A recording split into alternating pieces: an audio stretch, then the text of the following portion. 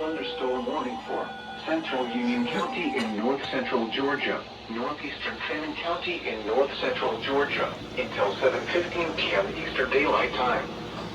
At 6:41 p.m. Eastern Daylight Time, severe thunderstorms were located along a line extending from Notley Dam to near Jones Creek to Old Town, moving southwest at 10 miles per hour.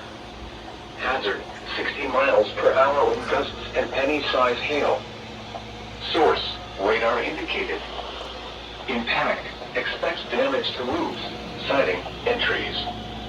Locations impacted include Blairsville, Morganton, Penn, Old Town, Track Rock, Notley Dam, Hurst, Ivy Log, Loving, Jones Creek, and Culberson.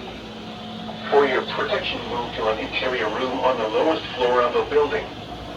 If you see wind damage, hail or flooding, wait until the storm has passed, and then call the National Weather Service toll-free at 1-866-7-634-466 or tweet us your report at NWS Atlanta.